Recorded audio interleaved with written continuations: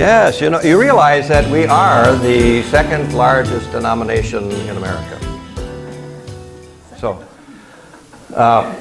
here goes our joke. Young man decides he's going to be a Trappist. And one of the rules of the Trappist is silence. And once a year, he gets to go to the abbot's office and say 2 words. So the first year he goes in and he says, "The bed's hard." And the abbot shakes his head and off he goes. The second year he comes back and he said, "Food's cold." And the abbot shakes his head and off he goes. The third year he comes back and says, "I quit." And the abbot says, "Good, because you know nothing but bitch since you got here." And with that. Okay. One of the things I find that when people find out that I am a former Benedictine, a theologian, and an atheist, they always ask me 2 questions generally. What happened? As though something traumatic had to happen. And how can you be an atheist and a theologian? Well, to answer the first question, most people who ask me that question are obviously believers. And from their point of view, something traumatic must have happened for me to give up my faith and become an atheist. And actually, nothing really happened. I had a very typical Catholic upbringing in a sense. I did not go to Catholic high school until I was a junior when the new cathedral was built. But my family was of mixed marriage in that my father was a Lutheran and my mother was a Catholic. And my extended family was the same. We were all mixed marriage for the most part. And I grew up in a parish, which was true, half the parish was in a mixed marriage. And so toleration was the first order of the day. So it wasn't bad at all, fortunately for me. And my Catholic experience was quite broadening. I'm glad I grew up as a Catholic as opposed to being a Baptist. And since most of us, during my generation, grew up in some sort of faith experience. And for me, being a Catholic meant art, music, literature, heroic adventures. It broadened my view of the world. It gave me a world perspective. And it also had theater. Obviously, if you're going to church in a Catholic church, it's a little bit of theater.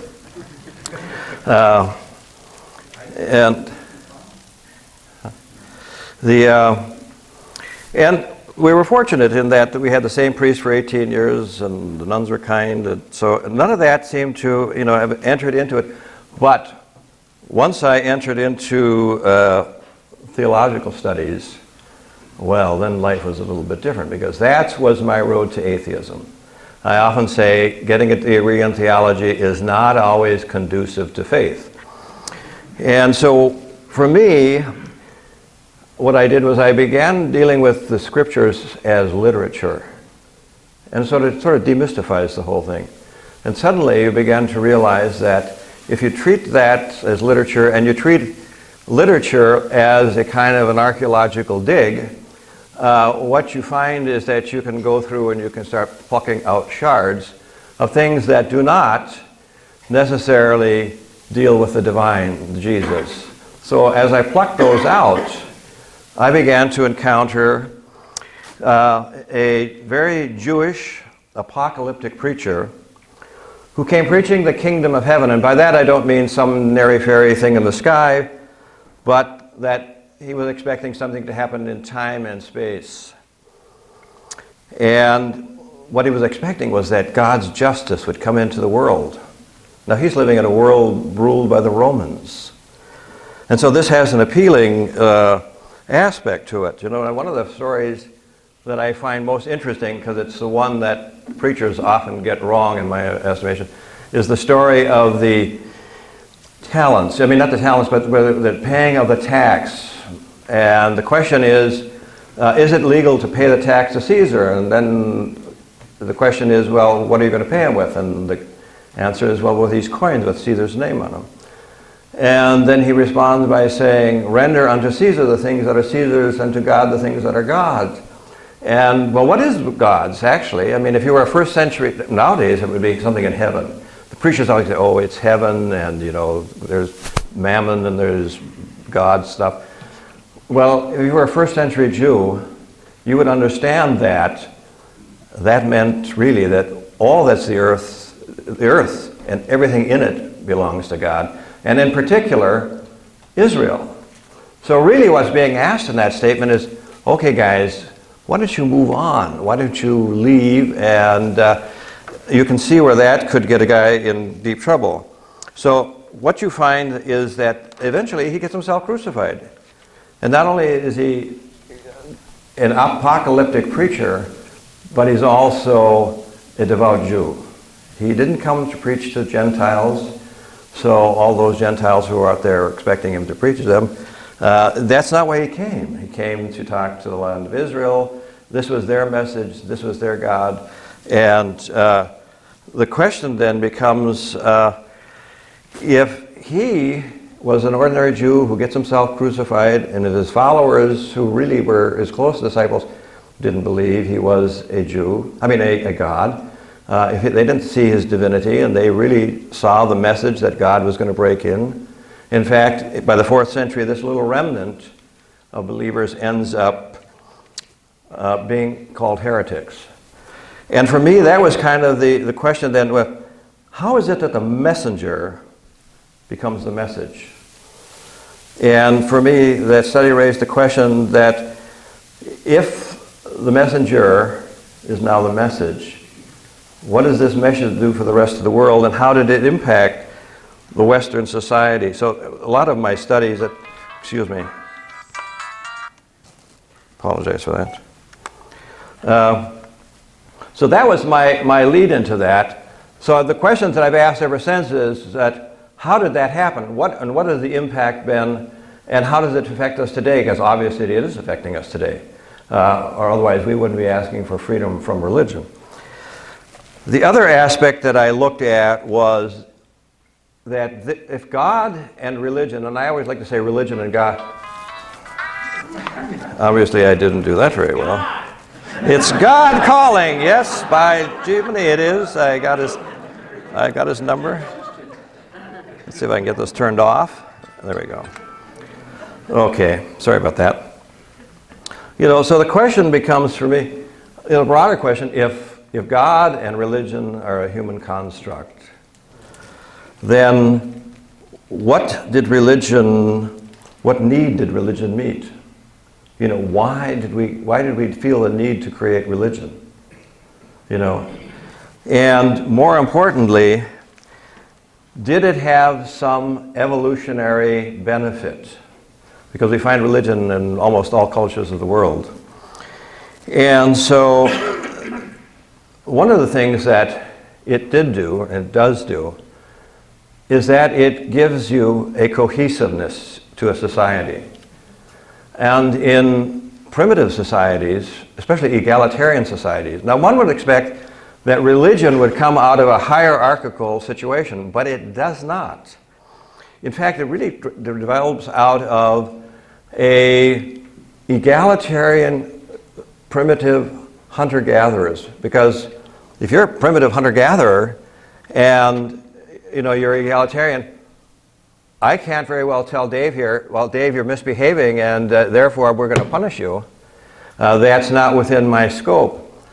But God can do that. The spirits can do that. So it was a nice way of being able to move the authoritarian figure out of the immediate community. So it gave the community a means by which, they could put forth their moral code. But actually, the moral code belongs to us. I mean, it's not that somehow there was a God. It was just that somehow in their development, that's the process by which religion seemed to move. And religion was not in any way, God-centered. I mean, religions aren't fundamentally monotheistic. That's much later view on things. So that's kind of where I managed to get with my theology, and that's kind of why I can say that, being a theologian isn't necessarily about studying God, but mostly how does the idea, the human construct, affect us today? What does it imply? Are there evolutionary components to it? And did it provide, and does it provide in many situations, an evolutionary or a reason to keep the society together? And in primitive societies, it still does. So that's that one. But that was not really the question that was going to be talked about today. What I had in mind was, when I first joined Freethinkers, I looked at that and I thought, morality without superstition. And I thought, ooh, ouch, that's a little bit, but then I've gotten to know a certain individual who we won't name, and ouch isn't necessarily, something that's beyond the point. But at the same time, I thought, well, doesn't that presume that maybe Freethinkers are not superstitious? And then we get down to rational thought, and I thought, well, maybe they are. And that's kind of where I take this talk today, because to me, human beings are emotional beings who think, and not thinking beings who emote. In other words, I can't very well say, geez, I think I'm going to be angry, and then turn myself angry. But actually, what we have is the fact that we experience anger, and then we think. Maybe we become aware of it, we become conscious of it. And for me, superstition means any belief, attitude that is inconsistent with the laws of science. Any belief or attitude which is not evidence-based. And I would include in that opinion, biased, simplistic ideas, appealing to authority, in other words, exchanging one set of sacred texts for another. And so when I look at some of the comments we often hear based around here, and we look at the idea of rational thought, now it's not that we don't think, and it's not that we don't have the capacity to ration things out, but oftentimes what passes for rational thought is our rationalizing. Okay.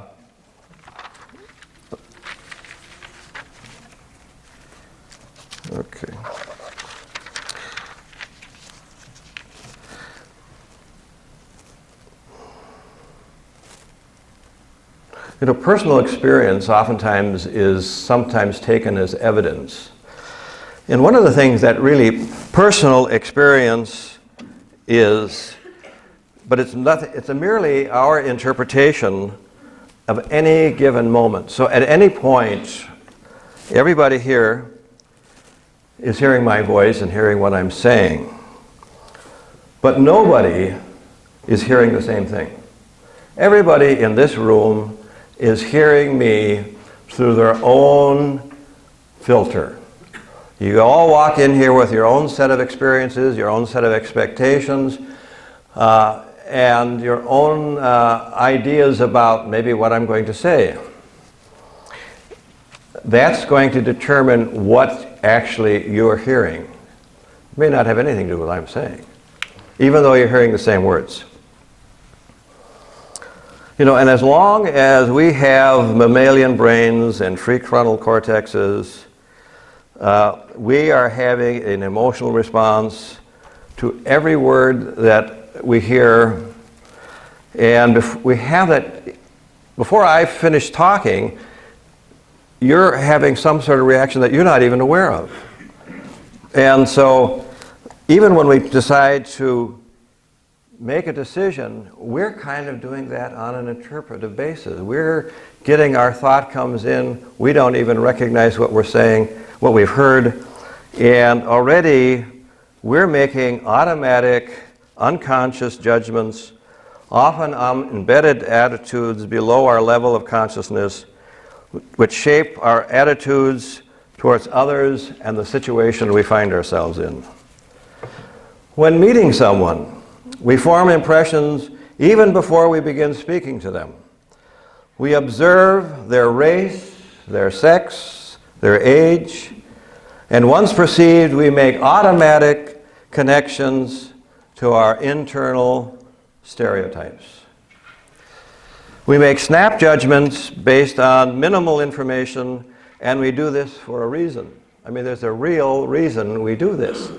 It's to determine friend or foe. In an evolutionary system, now we're lucky, we live in a world where those are not obvious, but if you were living in the jungle somewhere, and suddenly you came upon a group of men who you had not seen before, or at least you weren't sure, you want to make sure quickly, are these guys friendly or are these guys going to be foe? Because everything that's going to happen thereafter is going to affect whether you're going to live or die. So our brains exist for that purpose. Our brains exist for our survival. And it's not just our brain. We got three brains. We've got our lizard brain, we've got our mammalian brain, we've got our human brain. You know, and they're all, you know, they're due to our evolution. And in that brain, we also, our human brain really is the result of our own socialization. We grow out of primates and we're related to other social animals at that mammalian level. But at our human level, that part of our brain really comes along as a result of our interacting with one another. You know, we have to be able to recognize, you know, what our response is going to be to running into somebody, to have some way to kind of navigate that world, and our brain basically evolves, our human brain basically evolves as the result of interacting with not only the world it's in, but also interacting with each other. For example, if I see a shadow and I'm out in the out in the savannah, and I'm not in the city of Duluth, and I'm a hunter-gatherer, you know, I'm not going to stand there and reason, you know, well, is this tiger? Has it got long tail and big mane and big claws? No, I'm going to head for the nearest tree. I am going to get up that tree as fast as I can, because if I don't get up that tree, I'm going to be on the menu. In fact, I will be the menu. And so there's a reason, you know, that our brain works the way it does. In fact, it's when we're up there actually safely in that tree that we might be able to then rationalize or figure out what actually was, and did I get the right thing, or did I goof? I was a little, you know, overzealous on that one. But, you know, that is how the brain works. It definitely, we're doing something very quickly. Another example that I want to use for how we react emotionally, long before we figure out what it is we're really thinking about, is when we experience injustice, our immediate reaction is anger and hurt. I don't say to myself, oh, that was injustice, I think maybe I should get angry. You know, it's a gut reaction. We immediately hit on that, and we definitely have a physical response to that. And then we think it out. When I say that, you know, we're thinking, emotional beings who think, I'm not suggesting that we don't think. I'm just suggesting the way in which we do it is far different than what most people assume. And of course, when I think of rational thought, it always sort of implies to me that that's what we're doing first. But everybody in this room, and myself included, Even when I think I'm thinking rationally, I'm not always sure that I'm thinking rationally because I can't tell how many other triggers have gone on in my brain that bring me to the thought that I'm thinking at the given moment. Even children, recognize injustice before they can verbalize it. It's one thing that's just built into us. And I think it's another example which, to me, leads one in the direction that we are emotional beings who think. Okay.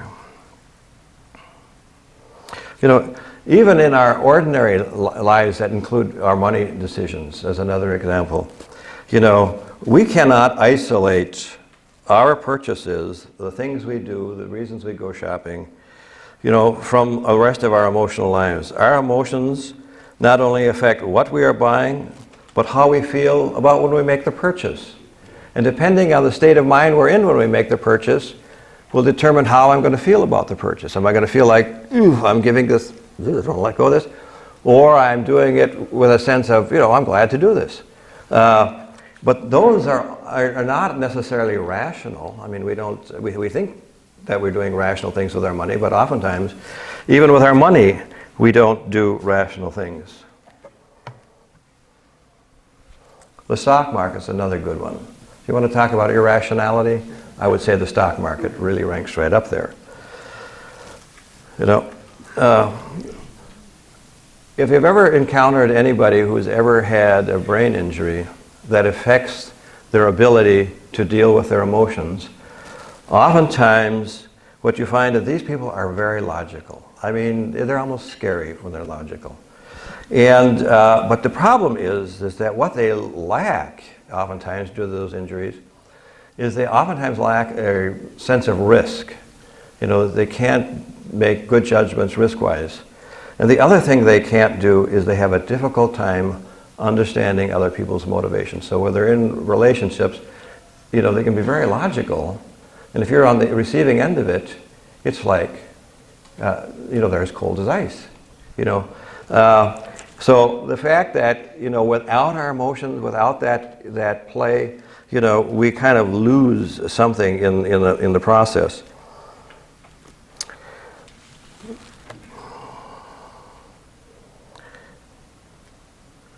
Another thing that our brains do that, again, it moves away from that idea of the rational thought, is that it works by focusing. If I was going to take in everything that's in this room, and I'm not sure how many of you are, but if I had to focus, if I was taking in all of you, I would absolutely, my brain would kind of just go, like an overloaded computer system, and it would go down. So what my brain allows me to do is to filter in and focus on one aspect of what's going on. And it allows me to package that and assign it and give it an explanation long before I even become aware of it. So I can somehow move through the situation without getting overloaded.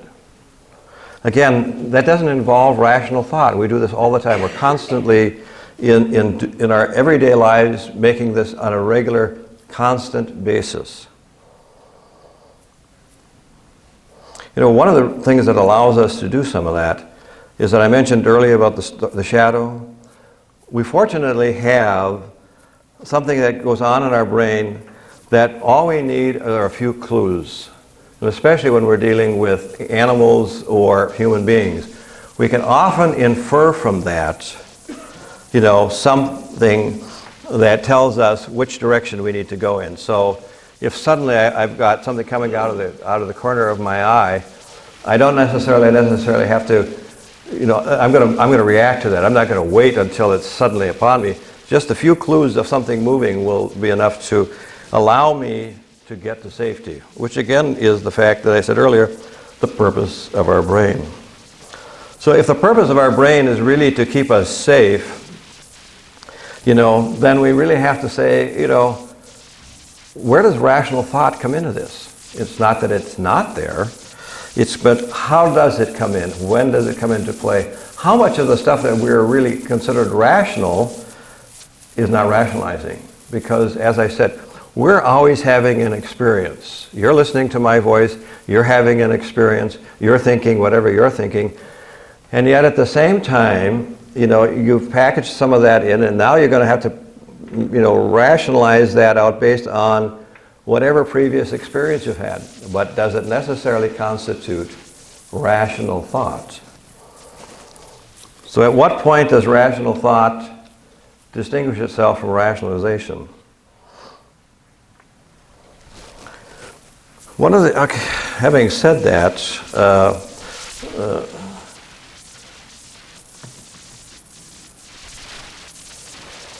I would like to kind of move on in a way to, now that I've laid that groundwork, in some ways, I'd like to go on to some of the other factors that we mentioned earlier, and that is, how does bias play into it? What are opinions? What factors does that play into our human experience?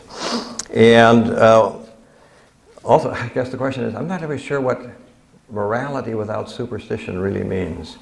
I mean, at what point in our our thinking as human beings, what constitutes that morality without superstition versus morality of any other sort?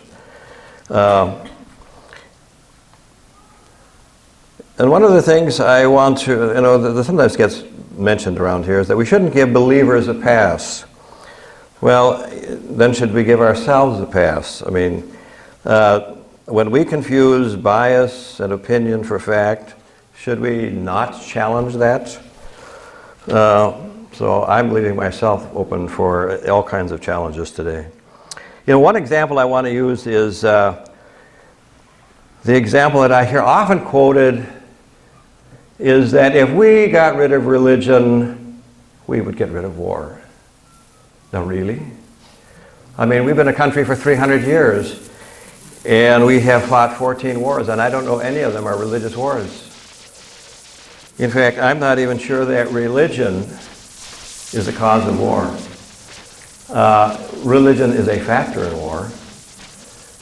We oftentimes, I think as freethinkers, oftentimes I hear a lot of blaming religion for wars, when in fact, it may be a factor, but part of the factor is that religion, like language, race, ethnicity, all contribute to identifying us and them. And for me, it is the us and them that is the important factor. We will generally form groups. We are a group here. We tend to find ourselves constantly reshuffling the groups that we are in. Oftentimes groups are about 150 people. We can have closer friends with 12. But as human beings, we are always dividing ourselves into us and them. Sometimes the us in a modern world is a little bit more diffuse than it would be in a small relationship on Papua New Guinea, for example. But even in Papua New Guinea, people divide into us and them. And in fact, they have 600 languages on Papua New Guinea. So if you want to talk about dividing, then you've really got some division going on. But I would say that if we want to talk intelligently about war, for example, or the role of religion in it, I think we need to really look at the greater cause.